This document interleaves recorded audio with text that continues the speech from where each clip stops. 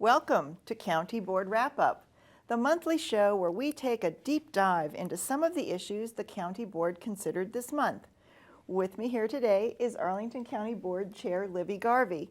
She'll give us some insight into key decisions the board made at its February meeting and how those decisions affect you, your family, and our whole community.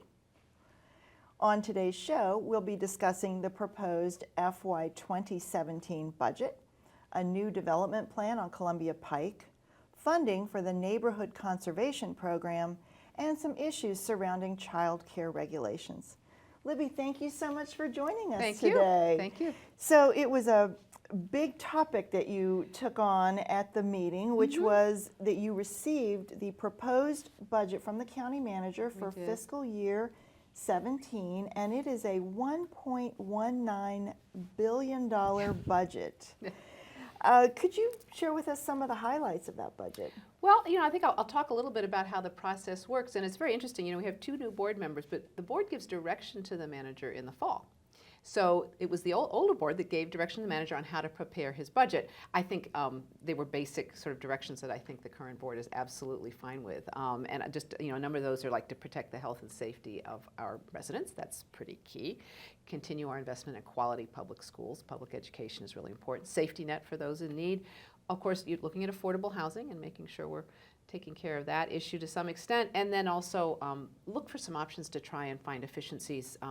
We all are quite aware of the burden the tax burden on our residents here, and we want to see that we can, try to make sure we're getting absolutely the best use of their money and lowering the rate if we can.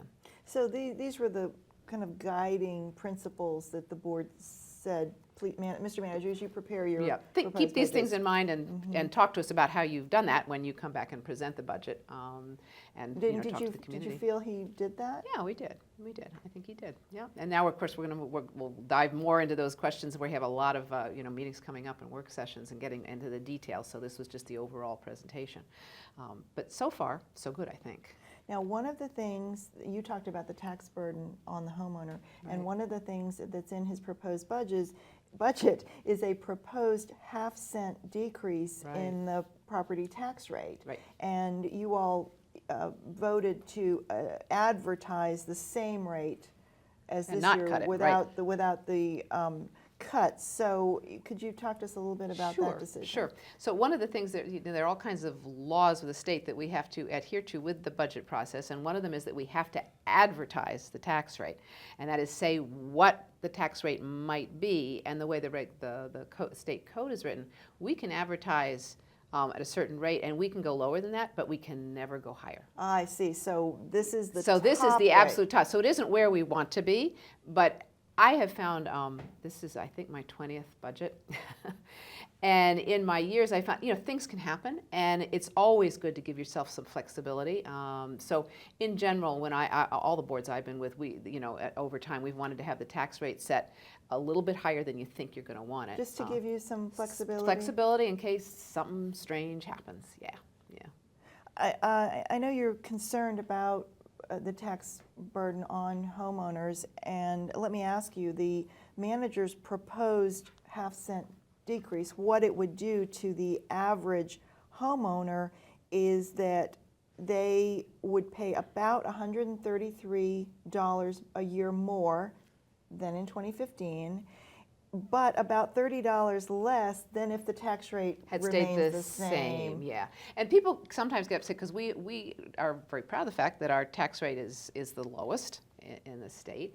But then people will come back, but my taxes are really high.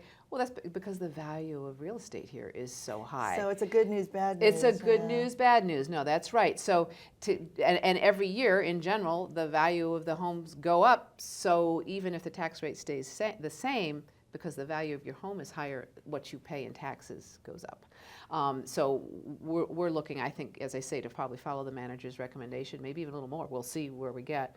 And that will bring it down from what it would be if we just kept it the same. But the burden will go up a little bit, but not too much. And of course, the average homeowner, there is no such thing as the average homeowner, or at least we haven't found that person yet. We've talked about having a little contest and see if somebody can really fit the 2 cars and The and mythical the average mythical, homeowner, yes, yes. and how much water they use a year and all of these things. But so that's the person right in the middle. That's what they would do. For some people it's less, for some people it's more. Now, a huge portion of the budget does go to schools. Yes. And the manager is proposing even more money go to the schools. Do they need more money? Well, the superintendent is presenting his budget, I believe, tonight, as we're filming here. But I think most likely because the schools continue to experience an increase in the student population. And again, it's sort of good news, bad news. We've got great schools, and because of that, people like to come here and they like to stay here and have their children here and raise them and keep them in the schools. So we keep getting more and more students in the schools, and that costs more. Also, we've been opening new schools, and that also is costly. I think we get, the schools won a Malcolm Baldrige Award for efficiency and good use, excellence. Yeah. So I think we're getting a really good value for that money, but good education costs a fair amount. And an important component of a solid community. Hugely important, and we're working very hard to attract. I think we'll probably talk about that. Our vacancy rate with our commercial enterprises here. And we're working to transition to being really a cyber hub to some extent and having a lot of sort of knowledge-based industries here. Those people want good schools. And if we're going to attract and keep those companies, we've got to provide the good schools. Well, thank you for the explanation. We are going to take a short break and come back and talk more about the proposed budget, including some good news about public safety funding.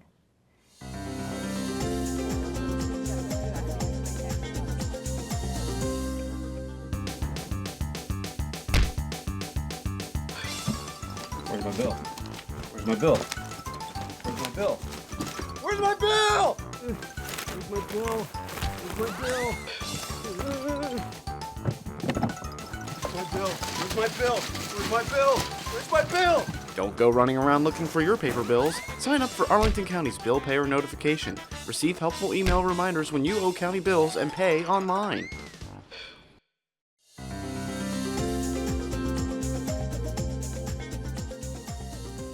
Welcome back to County Board Wrap-Up. We're here with County Board Chair Libby Garvey, talking about the proposed budget for fiscal year 2017. So the board received the manager's proposed budget this last meeting. We did. And part of it included a very ambitious plan to bolster public safety. And tell us about that proposal and why is that necessary? I will, because I think most people consider Arlington a very safe place, and Absolutely, we yes. are. But we have been for a number of years with our fire trucks down one staff. The standard is to have 4 firemen on a truck, and there are 2 companies that have only had 3. And we've really been looking for a while for a way to bring that up. It's a matter of, people are safe, but we've got folks working overtime to try and make that. They get tired. It's just not a good long-term solution. So we really need to get to that standard. So the managers recommended doing that, and actually, I think in a clever way, if you will, or a good way, appropriate way, by raising the fees on ambulance service. And mostly that's paid by insurance. And if someone actually can't pay their ambulance fee, we have some ways to help them. But our fees apparently been much below Fairfax County's.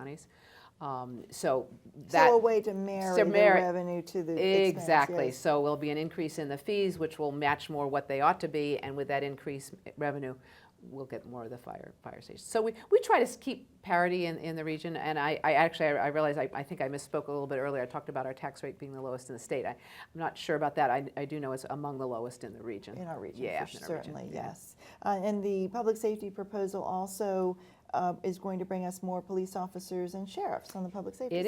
It is. And the sheriff has been asking for an increase, quite a large increase in staff, and we're sort of slowly working towards that. So we're kind of incremental approach. And then police, we're getting back up with this proposal to where we were in 1998, I believe, in staffing. And again, while we're very safe, this is a happening place, and it's an exciting place to be, but you've got a lot of people, and you want to make sure you stay safe and keep it secure. Again, we've had people working a lot of overtime, which kind of wears them out.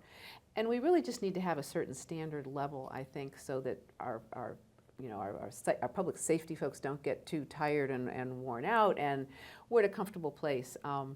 Sometimes people will say, Well, you're really safe. What do you need more for? Well, you do have standards, and safety is one of those things you don't want to get to the point where you realize you've got a problem. You want to always stay ahead of the curve on And that. there's nothing that's happened. You're just saying it's an investment. It's an and investment, but if anyone comes down to Clarendon on a Saturday night, they'll see some of the things that we Yes, deal with. yes, Yeah, it's- there's a lot going on, and very active. it's very active, and it's important for people to stay safe. Stay safe. The manager's proposed budget also includes more funding for infrastructure maintenance. Can you talk to us about that? Well, one of the things he talked about, which was sort of interesting, I think, to all of us, including the manager, was streetlights. It turns out we have not had a fund for streetlights. We've been repairing streetlights, apparently, but when something happens, there's not a set fund, so you have to find it different places, and just haven't had a good handle on it. And I think getting to a sort of intentional way of treating that kind of infrastructure is important. And making it a priority then? And making it a priority Or just more to of be, a priority, I yes. think, which I've talked about before, being more intentional in how we do things. And that would be filling the potholes. Everybody's experiencing, this is the pothole season. Yes, it is. And a number of years ago, we had a survey, and one of the things that people were most concerned about were the condition of our streets and our roads. And that's, it's a basic service that we should provide. And when we looked at it and looked at the grade roads, indeed, we had been slipping because we had been cutting back on the maintenance. Curbs and sidewalks is another we had two teams that were out, fixing sidewalks. It's not like they're falling apart, but sidewalks Well, they need work. maintenance. They need maintenance. Yes. Everything needs maintenance. And what happened was we had two teams, they got pulled off, there were none then. And then if you don't do maintenance, it starts to show up after a while. So the manager's putting back in one crew, not both of them, but one crew to kind of so we can start keeping up with the maintenance. So not the most exciting projects, but essential and important. Absolutely essential. And, we've got there's the water and the sewer and all of the things that you don't see that we do that are absolutely crucial. Not very exciting to talk about, but if they go bad, you know about it right away. Yes. Yeah. Now, the proposed budget also includes the manager's addition of a $1.5 million one-time funding to boost economic development efforts. Now, why is that important? Well, that's important because back to when we were talking about the tax rates, right? So Yes. we are very lucky in Arlington in that our taxes, that once we get in on real estate, half of it is residential and half of it is business. So that leaves less burden on our homeowners because half of it is carried by our business community. And is that unusual That in the is region? very I unusual. see. That's very unusual. I mean, we're suburban in some ways, but we're really very urban as well. So, and what we found is, really, I came on the board in 2012, and in that time, all of a sudden, we started having many companies leaving and institutions, government offices leaving, and we had basically a perfect storm. We had BRAC. We had The base base relocation, and yes. NLA alignment, which was pulling things. And I Yes. think we lost, was it 15,000 jobs? It was a lot of jobs. The largest loss in the country. Yeah, largest loss. Yes, there we go. That's the good news, bad news, and we're being so close to the federal government. Yes. Then we had sequestration. We had the recession, the '08 recession. All of that hit businesses and commercial rates. And then we have what's happening in all across the country, which is the new phenomenon of how people work. A lot more people are working at home. We have this thing called hoteling. So one of our big companies here has a beautiful new building, and they have 5,000 employees assigned to it, but only 250 spaces in the building at any one time, because it's assumed that people are out working. They've got lockers and places to keep their things. So in the old days, you had this set square, you had a certain number of people, and everybody had their square footage. And now you've got that many people maybe, but not nearly the square footage, all of which brings down the demand. So we are working hard now we're trying to keep our federal tenants and the large tenants we have, and also to attract newer ones, and really looking at diversifying our economy. So we're in a transition time, and we need to have all the tools we can, both to keep companies here and to attract other ones to come. And all around the region, everybody has all these things they can offer. Sometimes it's tax abatement, sometimes it's a reduction, sometimes it's an outright, subsidy for a little while. There are all kinds of different tools, and we haven't had all the tools in our toolbox that everybody else has. So this was to get us a little bit more on So par. some help to help retention and attraction and keep. And I think often we hear from businesses, if we can even just come close, they like it here, they want to be here, but we have to be in the game. Yes, and such an important part of our community and our economy. It's a huge part. Now, so you've received the manager's proposed budget, and what happens next? A lot, a lot. So we start a series of meetings and work sessions, and it's usually divided out by departments. So we'll have different departments come and speak. So and then we have citizens come as well, and commissions, and we're doing a couple of things differently. One of the things we've done in the past is that we have a lot of different commissions, and we've had what's called commission night. And the commissions will come and each speaks for 3 minutes, and I can tell you as a board member, I'm sitting at the table and there are like 3 people and they're talking for 3 minutes and I'm trying to keep it straight, and then they get up and leave and 3 more come. And then 3 more. We did that with 18 different groups in one night. Yeah, that's a lot. That's a lot. And I just don't think it does justice to what we're here. I mean, it just isn't a good way, I think, for people to process information. So this year we're trying having the commissions come when their departments are presenting. So, for example, when we have, say, Parks and Rec presenting, then we'll have the Sports Commission and we'll have the Parks and Rec Commission. So it's appropriate. Together, yes. Yes, and makes a little bit more sense. So I'm hoping that will actually lead to better kind of dialogue and understanding on everybody's part as we kind of try to process. And what we hear from the various departments is their presentation of what their budget is, how they're proposing to spend the money, any increases and why they need them, kind of justifying it to us. It's a fascinating time because you really start to find out what's going on in the county. And I really like having the input from the citizens as well. So and I you're think doing that something a will help. little bit different there too. Yes. Oh, with the tax rate and the budget hearings. Yeah. Yes. And that was another one of the directions we gave to the manager. Actually, we said we wanted to have find if there was a way to make it easier for people to participate. So what we've traditionally done is that and it's by law actually, we have to have a public hearing on the tax rate, and we have to have a public hearing on the budget. And those have always been one and one. 2 different nights, and Yes. so one night everybody comes and says that they want us to cut their taxes, and then another night everybody comes and says they want us to spend more money. And I've often thought, I wish these 2 groups could hear each other, because that's what, we have to balance this need and desire to not pay too much in taxes, but yet provide the services that are needed. In addition, people have only had one night to come. And if you were busy that night or something happened, that was it. You couldn't come.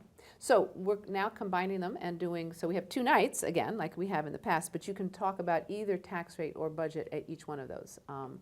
Legally, we have to have separate hearings, so we will start with tax rate and then go into the budget, and then the next night start with tax, those who want to speak on tax and go into the budget. And people can come and speak on both if they want, but only once on each.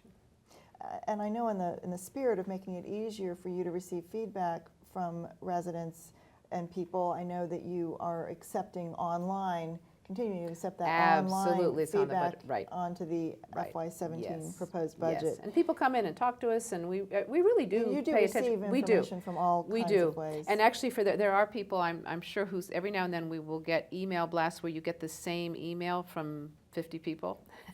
So we're aware of that, but we keep a careful tally of how many people are writing in and what they're saying, yes, no, and it all kind of feeds into. In the end, I guess it's a bit of an art deciding what you're going to do, but it helps to have all that So feedback. since we're on the topic of government accessibility, transparency, you approved a couple of programs that are even meant to increase that even further. And could you talk a little bit about that? We did. The manager talked a little bit about his open data, and we've got some exciting apps and had some presentations, which actually I haven't put onto my iPhone yet, but I'm going to soon. Well, they're free. And they're free, and you can see what's happening just kind of wherever you live, which is great. And then in addition, we voted to have live web streaming of our work sessions and of the Planning Commission meetings and the Transportation Commission meetings. And we're moving towards having live web streaming basically of all of our commission meetings and all of our meetings, so that people don't have to actually come in and physically be in the room to see what's happening. We started with Planning Commission and Transportation Commission and our work sessions because they're in a room where we've got the equipment to do it. So that makes it easy. So we've got to, over time we'll ramp up and we'll need to get the right equipment and things. And if people can either watch live or they can watch the on-demand version. That's exactly right, yeah, which is really good. We've had before the audio, but a lot of times they're presentations and materials, and if you're listening, you can't even see that. It didn't seem like easier to follow, yes. way easier to follow. Thank you so much. That was a lot of information about the proposed budget from County Board Chair Libby Garvey. If you want to learn more, visit the county website at arlingtonva.us. Search for FY 2017 budget. When we return, we'll talk to the chair about a new development that the board approved at the corner of Columbia Pike and South George Mason Drive.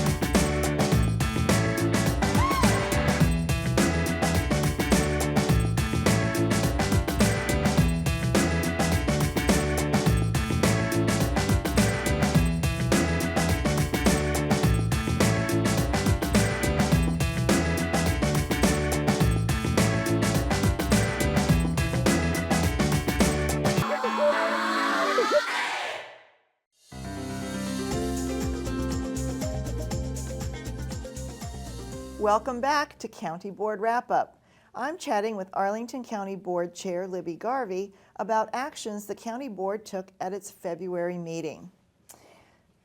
The board approved a plan to redevelop 3 acres on the corner of South George Mason and Columbia Pike, and that's going to be a mixed-use development, 365 apartments, a new grocery store, Harris Teeter, plus A plaza.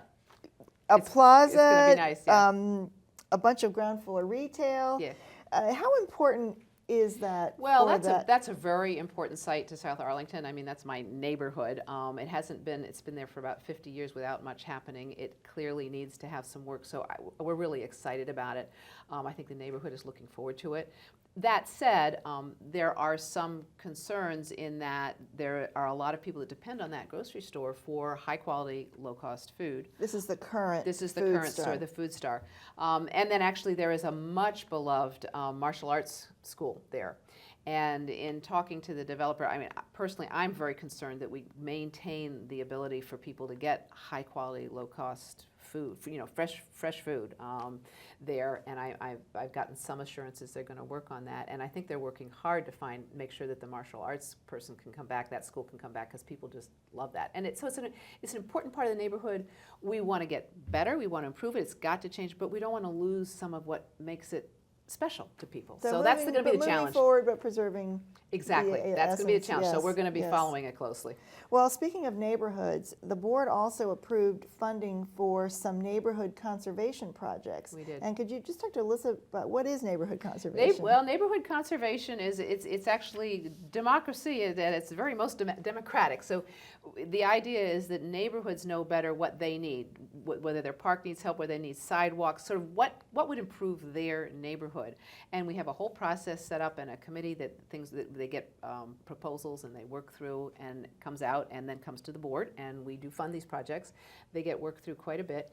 Every now and then they can be controversial, not usually, but this time we did have a very controversial So there was a lot of discussion around the Nellie Custis Park, yeah, and there were people that felt that they hadn't been heard and that the process hadn't worked correctly. And in listening to everyone, it seemed that by far the majority of the people in the neighborhood wanted to have the project move forward.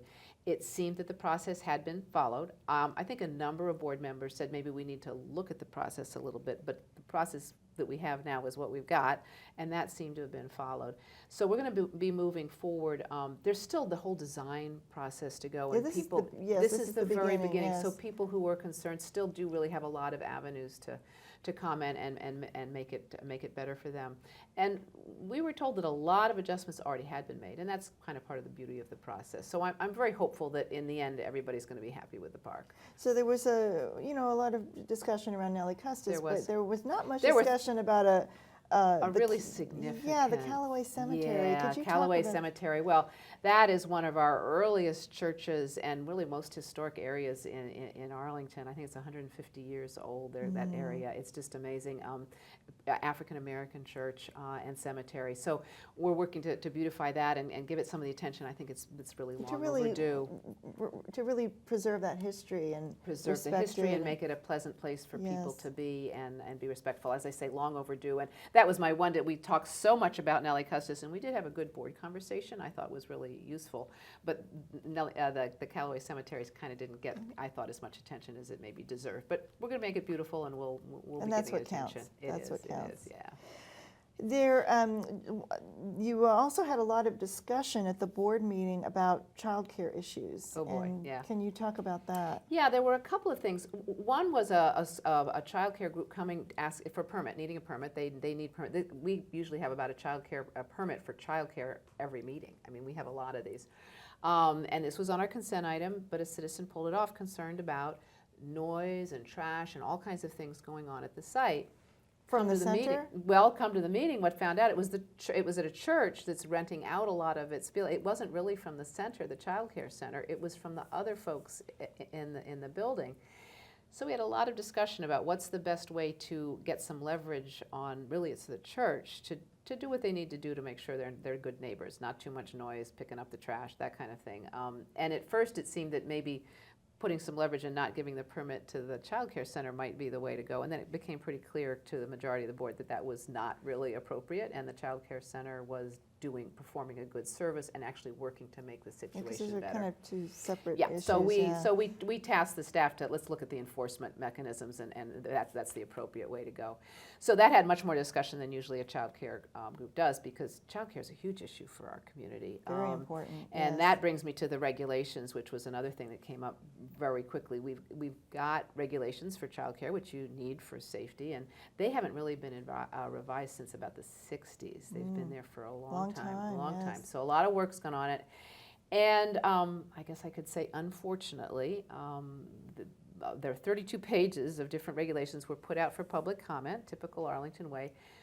But in those pages, there had been some due diligence that really hadn't been done. So there's some very inappropriate things in those So regulations. these were proposals or They're ideas? proposals, or- and again, it was to get reaction, and we got a reaction. I see, yes. We got a reaction, and I think board members too just felt this is just, it was really overreach. It was a case of government overreach, telling parents what they're supposed to feed their children, and it was just going way beyond what government ought to be doing for this. So we directed staff to take this down and give some thought to how they do it. And so I think that will happen. I think probably people meaning well, but getting carried away. Well-intentioned, but, yeah. Well-intentioned, and we can do that in Arlington sometimes. We really just, I think, need to get a little clear about what is the role of government, and there are things that we should be doing, and we need to be doing those and doing those well.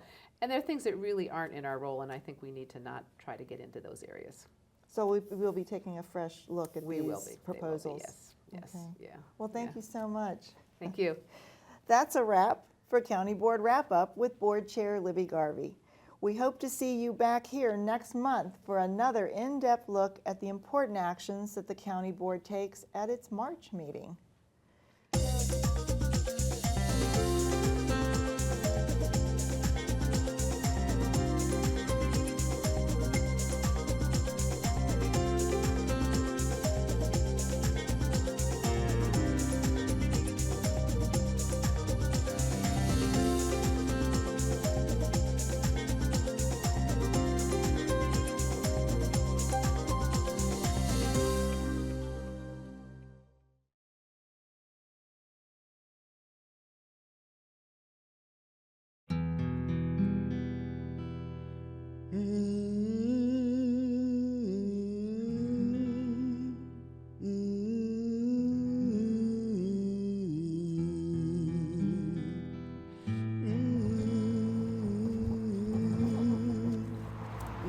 Right here, we had a mark for the value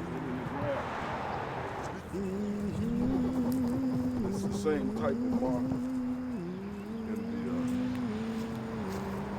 the area. My grandfather.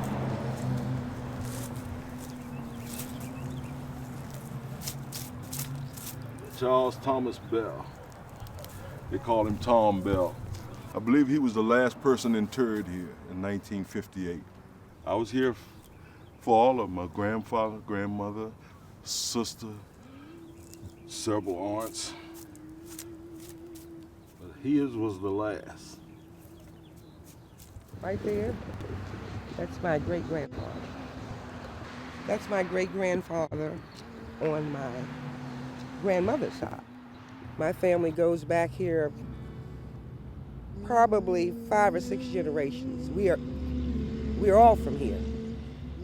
I grew up about 2 blocks from here. I think it was back in 2008. My supervisor had gotten an email from Bernard Carpenter wanting to inquire how the church trustees could designate this cemetery as a historic site. So we talked on the phone a few days later, and ever since then we've been collaborating, and it's taken several years, but we finally have the cemetery as a local historic district. Because of all of the growth that's going on around Arlington right now and all the development, we were really concerned that our cemetery might be in jeopardy.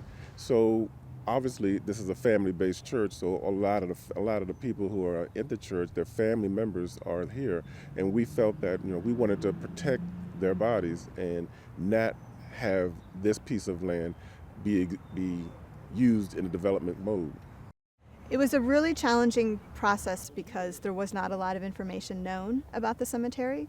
The church had very few historic records that had been saved over time, and so we really had to start from scratch. And so that involved a lot of really extensive genealogical research, and so we were looking at census records, marriage records, death records, maps, all sorts of things to really try to piece together the story of the people who are here. When we originally came out here, the cemetery was quite overgrown along the tree lines. We saw about 35 to 40 markers, and over a couple of months of doing intensive probing, we found over 95 individual graves that were out here. Some had names, some did not. Literally, we probed every 6 inches. When you're looking for markers, you can't think in terms of a large tombstone. You have to think about small things. People that don't have much money or much resources in order to mark their deceased, a lot of times will use anything. Maybe it's something they brought from home, maybe it's a piece of wood or a stone, sometimes even just a brick.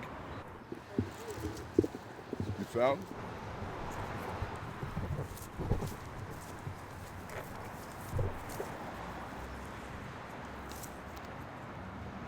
I looked at it.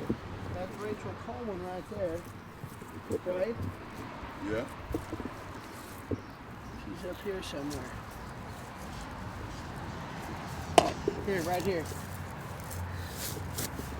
That's why we use the probe, see?